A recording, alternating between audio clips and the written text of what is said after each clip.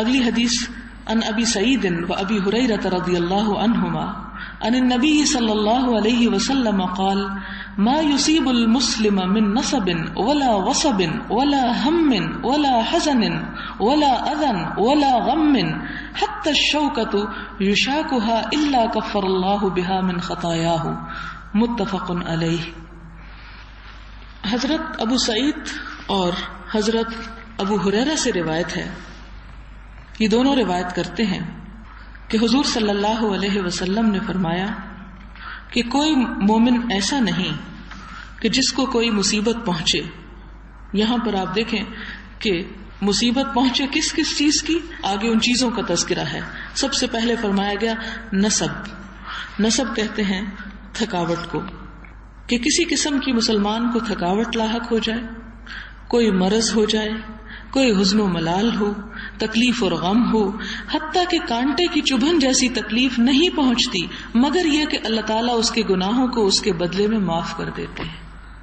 اب آپ دیکھیں کہ یہ وہ چیزیں ہیں کہ جو ہر روز ہر دن ہمیں کسی نہ کسی طرح پہنچتی رہتی ہیں.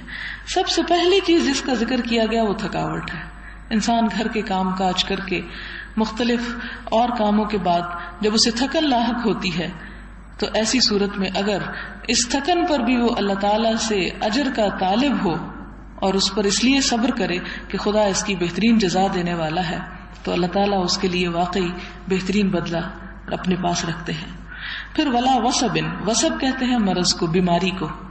یہ کسی قسم کی کوئی بیماری، کوئی فلو، کوئی کھانسی، کوئی گلا خراب، کوئی سر درد، کسی بھی قسم کی. ایک ہوتی ہے مرض اور ایک ہوتی ہے وصب.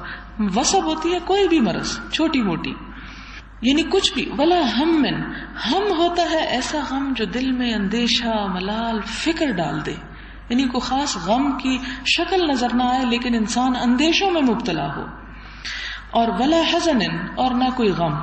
حزن وہ ہوتا ہے کہ جس میں دوسرے کا فکر ہو، ہم ہوتا ہے جس میں اپنی ذات کے اندیشے، اور حزن ہوتا ہے جس میں کسی اور کی، جیسے اولاد کی فکر ہوتی ہے، جیسے والدین کی فکر ہوتی ہے، یا جیسے اور کسی بھی انسان کا غم ہوتا ہے انسان کو اس کا. ولا اذن، اور نہ کوئی اذیت، کسی قسم کی کوئی اذیت. ولا غم، اور نہ کوئی غم.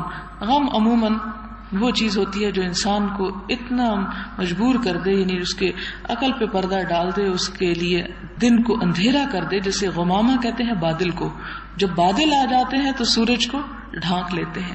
سورج کو ڈھانکنے کے بعد اندھیرا تو نہیں ہوتا، رات تو نہیں آتی، لیکن آپ نے دیکھا ہوگا کہ پوری روشنی بھی نہیں رہتی. تو غم ایسی کیفیت کو کہتے ہیں کہ جس میں انسان کا دل ایسی تکلیف میں مبتلا ہو جائے کہ جس کے بعد اسے کوئی اپنا فیوچر نظر نہ آتا ہو، اس مشکل کا کوئی حل نظر نہ آتا ہو. پھر فرمایا حتی الشوکۃ، یہاں تک کہ کانٹا بھی اگر چبھ جائے.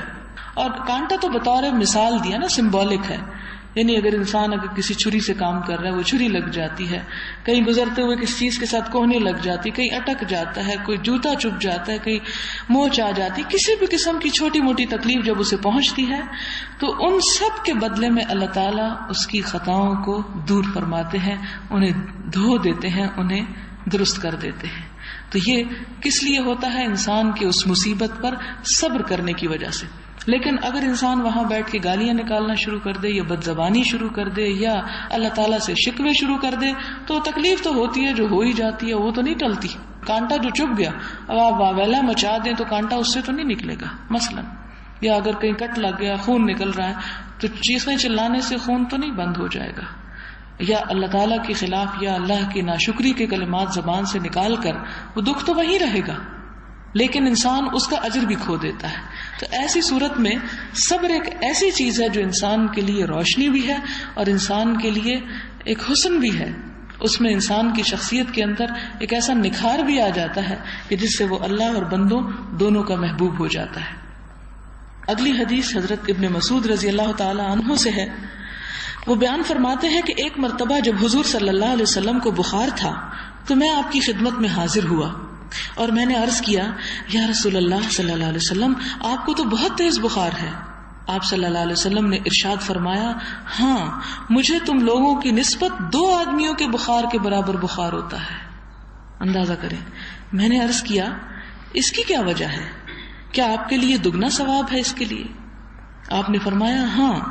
اس کے بعد فرمایا کہ کوئی مسلمان ایسا نہیں جسے کوئی تکلیف پہنچے، مثلاً کانٹے کی یا اس سے زیادہ کی، مگر یہ کہ اللہ تعالیٰ اس کی وجہ سے اس کے گناہ معاف فرما دیتا ہے، اور اس کے گناہ اس طرح جھڑ جاتے ہیں جیسے سوکھے درخت کے پتے جھڑ جاتے ہیں.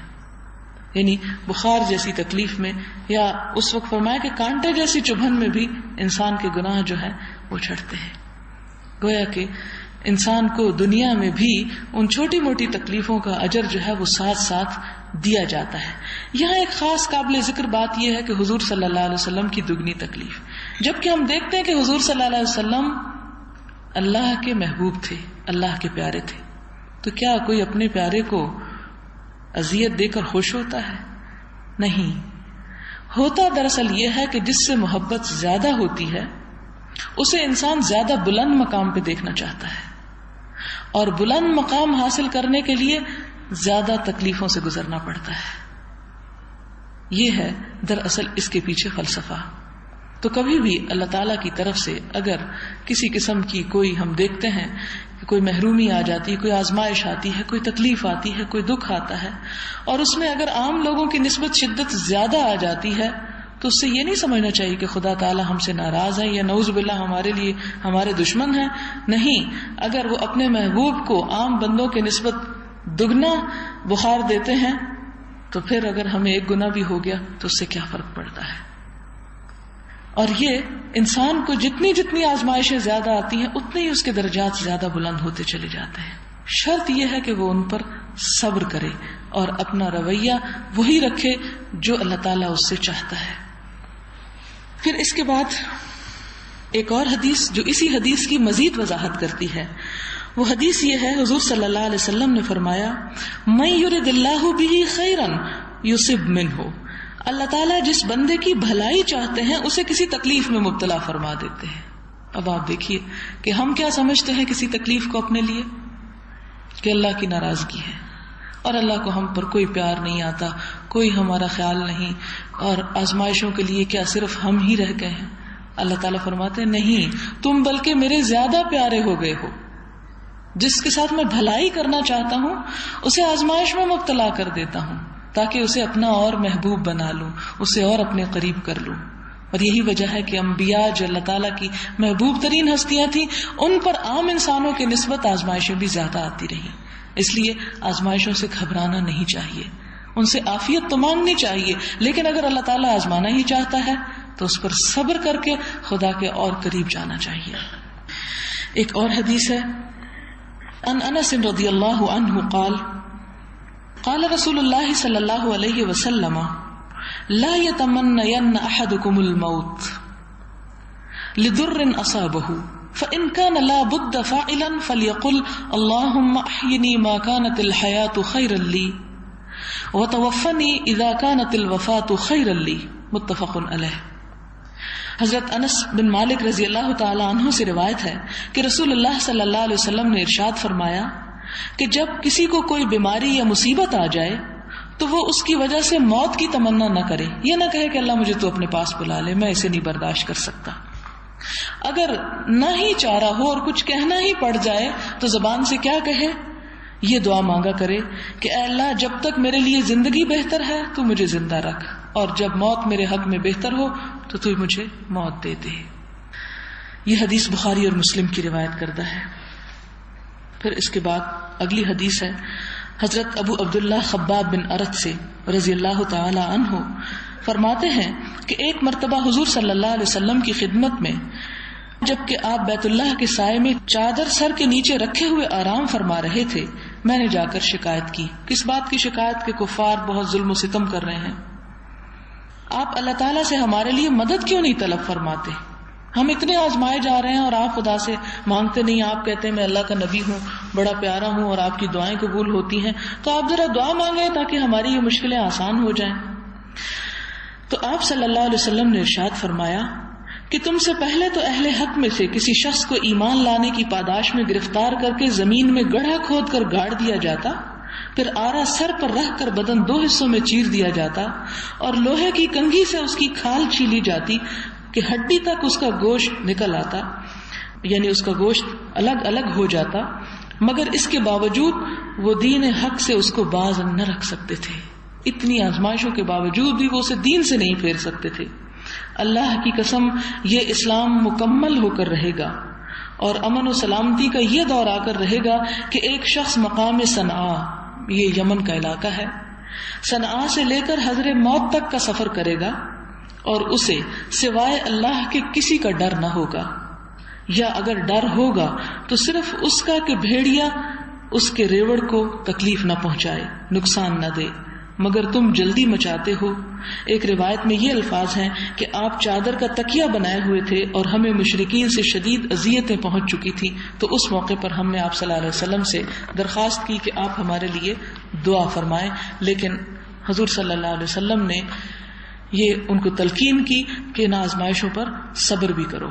یعنی اللہ تعالیٰ کی اس میں بھی ایک بڑی حکمت ہے، وہ ان مشکلات سے لوگوں کو گزار کر ایمان کی قدر اور اس کی ویلیو ان کے اندر پیدا کرنا چاہتا ہے. اب آپ دیکھیں نا، ہم لوگ جو پیدائشی مسلمان ہیں، مفت میں اسلام ہمیں مل گیا، ہمیں تو اس کی قدر ہی نہیں ہے، ہمیں تو اس کا احساس ہی نہیں ہے، ہم نے تو کبھی اس کے ساتھ وہ سلوک ہی نہیں کیا جس کا وہ مستحق ہے، کیونکہ مفت میں ایک نعمت مل گئی. لیکن وہ جسے ان کٹھن رستوں کے بعد ملے، آزمائشوں کے بعد ملے، پھر اسے اس چیز سے جسے وہ آزمائشوں کے بعد حاصل کرتا ہے اس سے پیار بھی زیادہ ہوتا ہے، اس کی خدمت بھی زیادہ اچھے طریقے سے کر سکتا ہے. تو چونکہ اللہ تعالیٰ نے ان لوگوں سے بڑے بڑے کام لینے تھے، لہٰذا انہیں شدید قسم کی مشکلات سے گزارا گیا.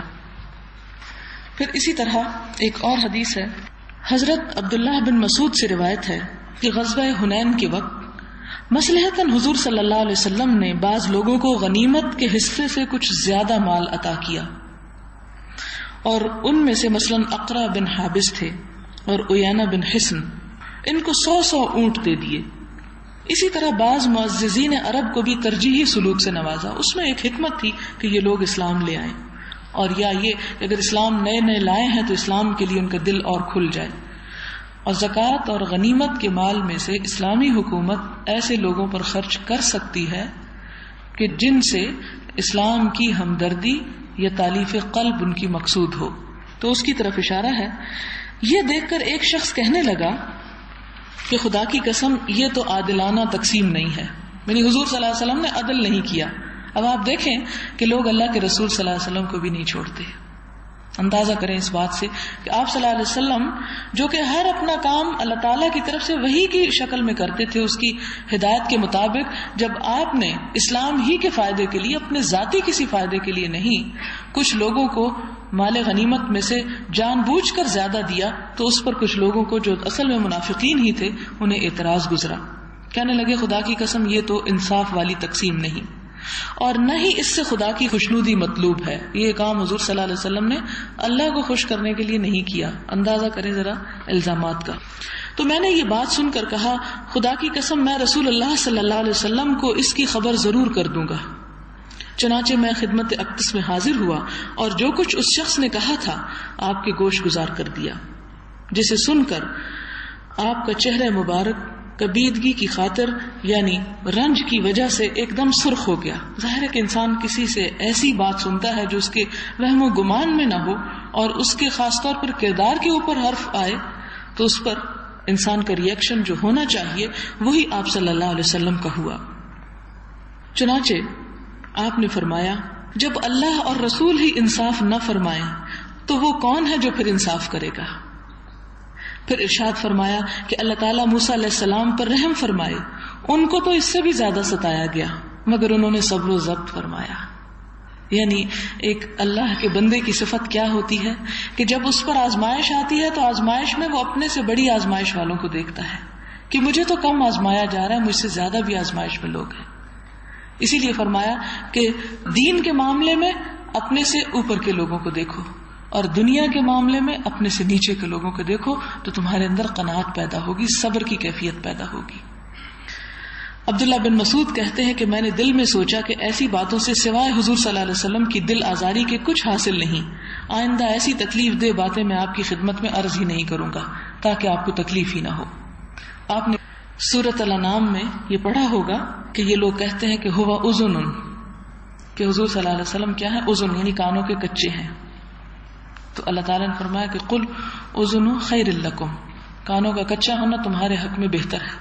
اور یہ دراصل یہود اور منافقین کی طرف سے حضور صلی اللہ علیہ وسلم پر الزام تھا، کیونکہ مخلص مسلمان منافقین کی ان شرارتوں اور خباثتوں کو جب حضور صلی اللہ علیہ وسلم کے پاس پہنچاتے اور آپ اگر اس کے مطابق کوئی احتیاط فرماتے یا کوئی کارروائی کرتے تو اس سے یہ لوگ بہت جز بجز ہوتے، بہت تکلیف محسوس کرتے. بجائے اس کے کہ اپنے طرز عمل کو بدلے، وہ کیا کرنا شروع کر دیتے، الٹا حضور صلی اللہ علیہ وسلم پر الزام لگاتے تاکہ ان کے اپنی غلطیاں اور برائیاں چھپی رہیں، اور جو اسلام کے خلاف سازشیں وہ کر رہے ہیں وہ کرتے چلے جائیں. اگلی حدیث ہے، حضرت انس بن مالک روایت کرتے ہیں کہ رسول اللہ صلی اللہ علیہ وسلم نے ارشاد فرمایا کہ جب اللہ تعالیٰ کو اپنے بندے کی کوئی بھلائی منظور ہوتی ہے، جب اللہ تعالیٰ کو اپنے بندے کی کوئی بھلائی منظور ہوتی ہے تو دنیا میں اس پر پے در پے مصائب اور تکلیفات نازل فرما دیتا ہے، ایک کے بعد دوسری پھر تیسری. یعنی جس سے اللہ تعالیٰ کوئی بھلائی چاہتے ہیں، اور جس کے لیے کوئی برائی مقدر ہوتی ہے تو اس کو دنیا میں گناہوں میں ڈھیل دی جاتی ہے تاکہ قیامت میں وہ پکڑا جاتا ہے، یعنی اس پر دنیا فراخ کر دی جاتی ہے. نیز آپ صلی اللہ علیہ وسلم نے فرمایا ثواب کی زیادتی تنگی اور مشقتوں کے ساتھ ہے. یعنی ثواب زیادہ کب ملتا ہے؟ جب انسان مشقت اٹھا کے یہ ثواب کمائے. اور اللہ تعالیٰ جب کسی قوم کو محبوب اور پسند فرماتا ہے تو اسے آزمائشوں سے گزارتا ہے. تو جو آزمائشوں میں خوش رہا رضائے الہی کا مستحق ہوا، اور جو آزمائشوں پر ناراض ہوا تو وہ غضب الہی کا موجب بنا. یہ روایت ترمذی کی ہے، جس کے لیے انہوں نے کہا ہے کہ حدیث حسن ہے، یعنی صحیح کے درجے پر نہیں لیکن حسن کے درجے پر ہے. تو حسن جو حدیث ہوتی ہے وہ صحیح سے 1 ڈگری کم ہوتی ہے، لیکن ضعیف نہیں ہوتی. اس حدیث کو بھی ایک طرح سے صحیح سمجھا جاتا ہے، لیکن صحیح سے ذرا سا درجہ کم ہوتا ہے. کس لحاظ سے کم ہوتا ہے یہ انشاءاللہ اس کی تفصیلات ہم آئندہ دیکھیں گے. اگلی حدیث ہے حضرت انس بن مالک سے کہ جناب ابو طلحہ رضی اللہ تعالیٰ عنہ کا ایک بچہ بیمار تھا. وہ باہر کہیں گئے ہوئے تھے کہ وہ بچہ فوت ہو گیا. واپس آ کر پوچھا کہ بچہ کیسا ہے. ان کی بیوی بچے کی ماں ام سلیم رضی اللہ تعالیٰ عنہا نے کہا پہلے سے اچھا ہے. پھر رات کا کھانا ان کے لیے لائیں، انہوں نے کھانا کھایا اور رات ان کے ساتھ گزاری. جب وہ فارغ ہوئے تب بتایا کہ بچہ فوت ہو گیا ہے، اب اس کے کفن دفن کا انتظام کرو. صبح ہوئی تو ابو طلحہ رضی اللہ تعالیٰ عنہ حضور صلی اللہ علیہ وسلم کی خدمت میں حاضر ہوئے اور سارا واقعہ عرض کیا. حضور صلی اللہ علیہ وسلم نے دریافت فرمایا کہ کیا تم آج بیوی سے قریب بھی گئے ہو؟ ابو طلحہ رضی اللہ تعالیٰ عنہ نے کہا ہاں. تب آپ صلی اللہ علیہ وسلم نے دعا فرمائی اے اللہ ان دونوں کو برکت عطا فرما. چنانچہ ام سلیم رضی اللہ تعالیٰ عنہ کے ہاں بچہ پیدا ہوا. اس وقت ابو طلحہ رضی اللہ تعالیٰ عنہ نے جناب انس بن مالک رضی اللہ تعالیٰ عنہ سے کہا اس بچے کو حضور صلی اللہ علیہ وسلم کی خدمت میں لے چلو. کچھ کھجوریں بھی ساتھ کر دی. رسول اللہ صلی اللہ علیہ وسلم نے دریافت فرمایا کہ بچے کے ساتھ کوئی چیز بھی ہے؟ انہوں نے کہا جی ہاں کھجوریں ہیں. حضور صلی اللہ علیہ وسلم نے کھجور لے کر اپنے دہن مبارک میں چبا کر بچے کے منہ میں رکھی اور اس کی تہنیک فرمائی. وہ جسے ہم گھٹی دینا کہتے ہیں اسے عربی میں تہنیک کہتے ہیں. اور بچے کا نام عبداللہ رکھا. بخاری کی ایک روایت میں عیانہ رضی اللہ تعالیٰ عنہ کے حوالے سے کہا گیا کہ ایک انصاری رضی اللہ تعالیٰ عنہ نے بتایا کہ اس عبداللہ رضی اللہ تعالیٰ عنہ کے 9 لڑکوں کو میں نے دیکھا جو سب کے سب قرآن پڑھے ہوئے تھے. یعنی وہ بچہ جو اس وقت پیدا ہوا اس صدمے پر صبر کے بعد تو اس بچے کی اولاد کو اللہ تعالیٰ نے اتنی برکت دی کہ ان کے 9 بیٹے آگے سے ہوئے اور 9 کے 9 قرآن کے حافظ تھے. مسلم کی ایک روایت میں ہے کہ ابو طلحہ رضی اللہ تعالیٰ عنہ کا لڑکا جو ام سلیم رضی اللہ تعالیٰ عنہ سے تھا فوت ہو گیا. تو ام سلیم نے اہل خانہ سے کہا کہ ابو طلحہ کو لڑکے کے انتقال کے بارے میں کچھ نہ بتانا، میں خود ان کو اطلاع دوں گی. جب ابو طلحہ گھر آئے تو شام کا کھانا ان کے سامنے رکھا جو انہوں نے تناول کیا. پھر معمول کے مطابق زیب و زینت کر کے وہ ان کے پاس گئیں. ابو طلحہ رضی اللہ تعالیٰ عنہ صبح جب مطمئن اور آسودہ حال اٹھے تو کہنے لگی کہ ابو طلحہ یہ تو بتاؤ اگر کوئی قوم کسی کو کوئی چیز بطور رعایت دے اور پھر واپس مانگے تو کیا گھر والوں کو یہ حق ہے کہ اس کی مانگی ہوئی چیز کو روک لیں؟ ابو طلحہ بولے نہیں. تو کہنے لگی پھر اللہ تعالیٰ سے اپنے بیٹے کے بارے میں ثواب کی امیدوار رہو کہ اس کی امانت تھی جو وہ واپس لے لی. ابو طلحہ رضی اللہ تعالیٰ عنہ یہ سن کر کہنے لگے کہ مجھے بتایا بھی نہیں ایسی حالت میں کہ میں تمہارے قریب بھی ہوا، اب مجھے میرے بیٹے کے بارے میں بتانے چلی ہو. یہ کہہ کر گھر سے چلے گئے اور حضور صلی اللہ علیہ وسلم کی خدمت میں حاضر ہوئے کہ جو کچھ گزرا تھا آپ سے عرض کیا. آپ صلی اللہ علیہ وسلم نے فرمایا اللہ تعالیٰ تمہاری اس رات میں برکت ڈالے. پھر ام سلیم کو حمل قرار پایا. راوی کہتے ہیں کہ حضور صلی اللہ علیہ وسلم کسی سفر میں تھے اور ان کے ساتھیوں میں ابو طلحہ اور ام سلیم بھی تھیں. رسول اللہ صلی اللہ علیہ وسلم کی عادت مبارک تھی کہ مدینہ منورہ میں سفر سے واپسی پر رات کے وقت داخل ہونا حضور صلی اللہ علیہ وسلم کو پسند نہ تھا. جب مدینہ قریب آیا تو ام سلیم کو درد ولادت نے آ لیا. حضور صلی اللہ علیہ وسلم تو روانہ ہو گئے مگر ابو طلحہ کو ان کی وجہ سے رکنا پڑ گیا. حضرت انس فرماتے ہیں کہ ابو طلحہ رضی اللہ تعالیٰ عنہ کہنے لگے کہ اے اللہ مجھے یہ بات بہت ہی پسند اور مرغوب خاطر ہے کہ جب حضور صلی اللہ علیہ وسلم مدینہ سے باہر سفر پر تشریف لے جائیں تو میں بھی آپ کے ساتھ ہوں، اور جب آپ مدینہ واپس تشریف لائیں تو میں بھی آپ کے ہم قدم رہوں. میں اس مجبوری کے سبب اے اللہ جو تیرے علم میں ہے میں یہاں رک گیا ہوں، یعنی اپنی بیوی کی تکلیف کی وجہ سے.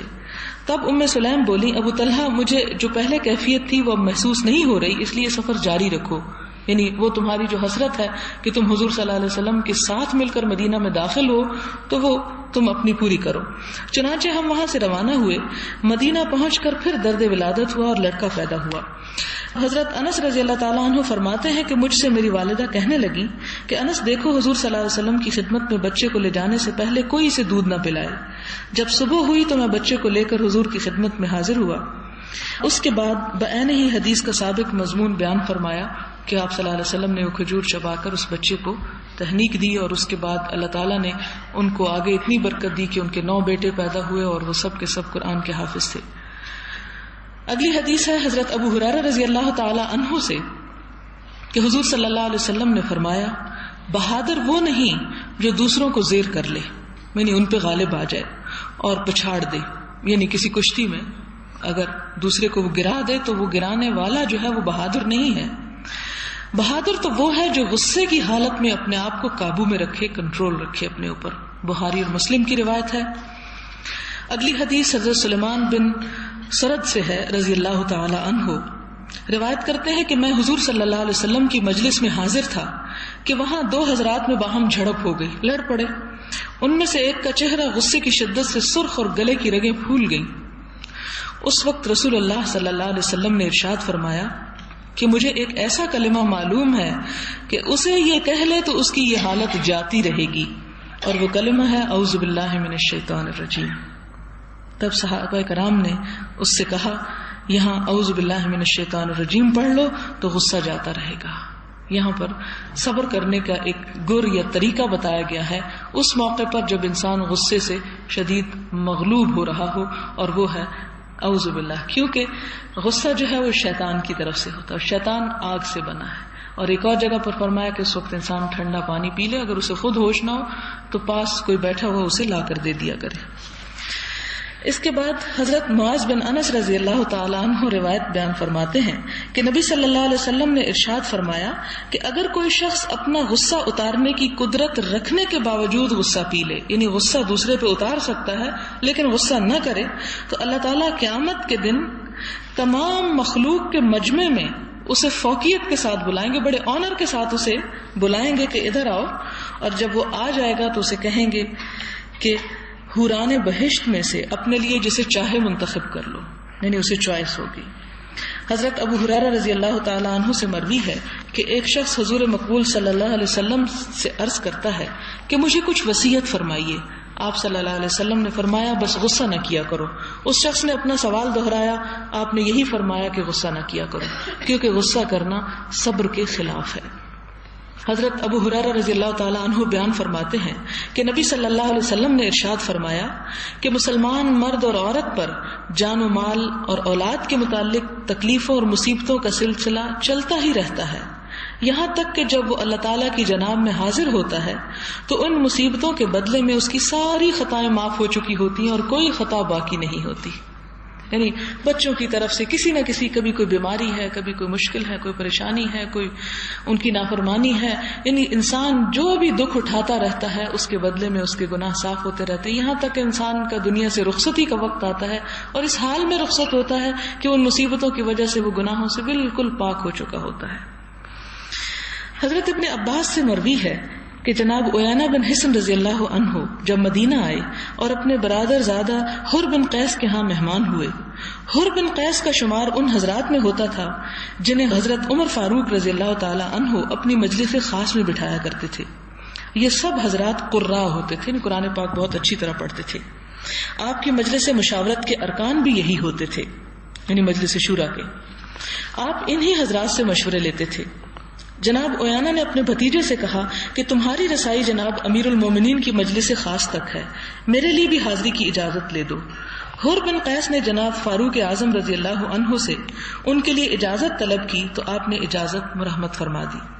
جناب عیانہ جب مجلس میں حاضر ہوئے تو حضرت عمر رضی اللہ تعالیٰ عنہ سے کہنے لگے کہ آپ ہم کو بہت عطایا نہیں دیتے، یعنی بہت سی بخشش نہیں دیتے، اور نہ ہی ہمارے ساتھ انصاف کرتے ہیں. یہ سن کر فاروق اعظم رضی اللہ عنہ کو بہت غصہ آیا اور خطرہ ہوا کہ کوئی ناگوار بات واقع نہ ہو جائے. تو حر بن قیس بولے، امیر المومنین، اللہ تعالیٰ نے اپنے نبی محترم صلی اللہ علیہ وسلم سے فرمایا تھا خذ العفو وأمر بالعرف وأعرض عن الجاہلین، کہ اے محمد صلی اللہ علیہ وسلم آپ معاف فرما دیجئے، بھلائی کا حکم فرمائیے اور جاہلوں سے درگزر کیجئے. اور یہ عیانہ بھی ایک طرح سے جاہل ہیں. جناب عیانہ کہتے ہیں کہ اللہ کی قسم آیت سنتے ہی حضرت عمر رضی اللہ تعالی عنہ اپنی جگہ بیٹھے کے بیٹھے رہ گئے، کچھ نہ بولے، کیونکہ آپ قرآن مجید پر بہت زیادہ عمل کرنے والے تھے. یہ نہیں ہوا کہ آپ کو وہ آیت سنائے گی اور آپ کہیں کہ اچھا بند کرو، اس وقت تمہیں آیتیں سوج رہی ہیں اور میرا یہ حال ہو رہا ہے، مجھے نصیحتیں کم کرو. نہیں، بلکہ اللہ کا حکم سنتے ہی فوراً اپنے رویے میں تبدیلی پیدا کر لی.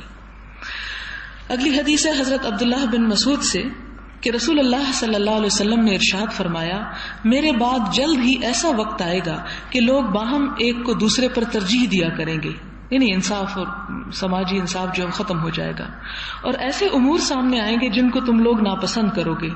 صحابہ کرام نے عرض کیا، یا رسول اللہ صلی اللہ علیہ وسلم، ایسے وقت میں ہمارے لیے کس طرز عمل کا آپ حکم فرماتے ہیں کہ پھر ہمیں کیا کرنا چاہیے؟ آپ صلی اللہ علیہ وسلم نے فرمایا، جو حقوق تمہارے ذمے ہیں ان کو پورا کرتے رہو، اور اللہ تعالیٰ کے ہاں جو کچھ تمہارے لیے ہے اس کے لیے سوال کرتے رہو، اور اس قسم کے معاملات میں نہ الجھو. مراد یہ ہے. حضرت ابی یحییٰ اسید بن حضیر رضی اللہ عنہ راوی ہیں کہ ایک انصاری صحابی نے عرض کیا کہ یا رسول اللہ صلی اللہ علیہ وسلم، کیا فلاں شخص کی طرح مجھے عامل یعنی گورنر نہیں بنائیں گے؟ آپ صلی اللہ علیہ وسلم نے ارشاد فرمایا کہ میرے بعد تم کو ترجیح ناحق سے واسطہ پڑے گا، تب تم صبر کرنا یہاں تک کہ حوض کوثر پر مجھ سے عامل ہو. یعنی جو اہل ہوں گے، حقدار ہوں گے، انہیں حق نہیں دیا جائے گا، جو نااہل ہوں گے انہیں آگے لے آیا جائے گا.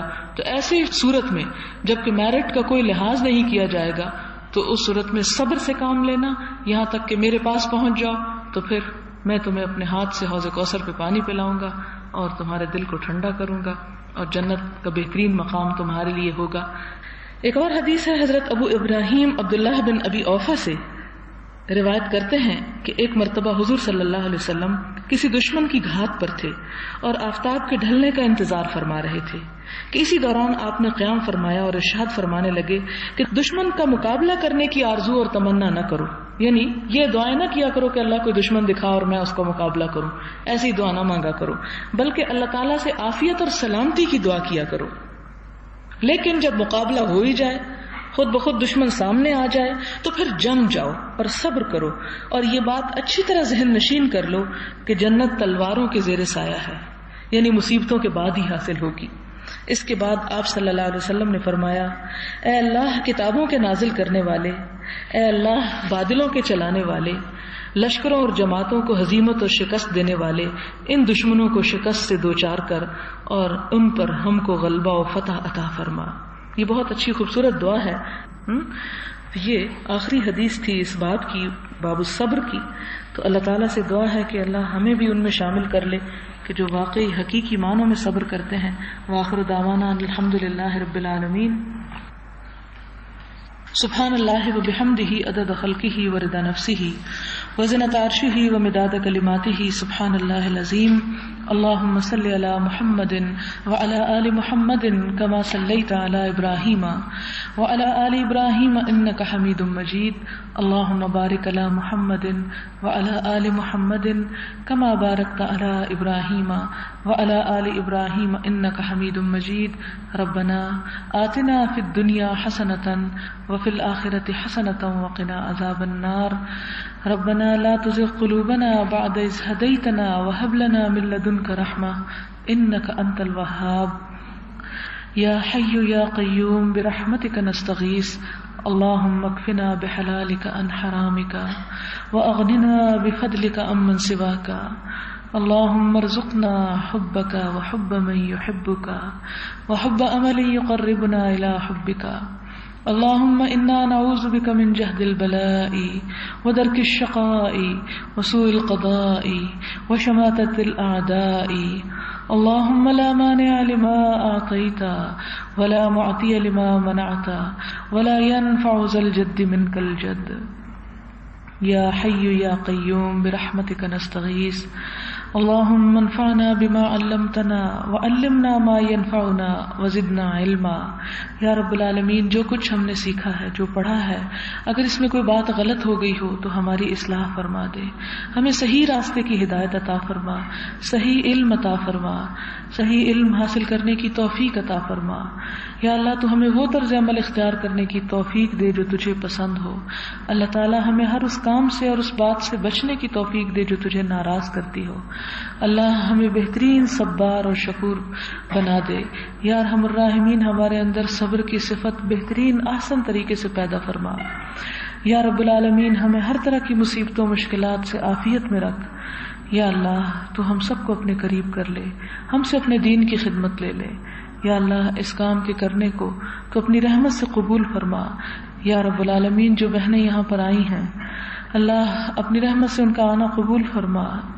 اس محفل کو ان کے حق میں حجت بنا، انہیں عمل کی توفیق عطا فرما. اللہ ہماری اولادوں کو ہماری آنکھوں کی ٹھنڈک بنا.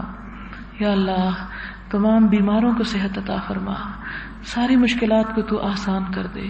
یا رب العالمین، پاکستان کو ایک مضبوط پاکستان بنا. اللہ اسے دن دگنی اور رات چگنی ترقی عطا فرما. یا رب العالمین، تو امت مسلمہ کو وحدت عطا فرما. یا اللہ، تو اپنی رحمت سے ہم سب سے راضی ہو جا. اللہ، تو ہم سے خوش ہو جا. ربنا تقبل منا انك انت السميع الدعاء وتب علينا انك انت التواب الرحيم. وصلى الله تعالى على خير خلقه محمد وعلى آله واصحابه واهل بيته اجمعين برحمتك يا ارحم الراحمين. الہی آمین. سبحانك اللهم وبحمدك نشهد ان لا اله الا انت نستغفرك ونتوب اليك. والسلام علیکم ورحمۃ اللہ وبرکاتہ.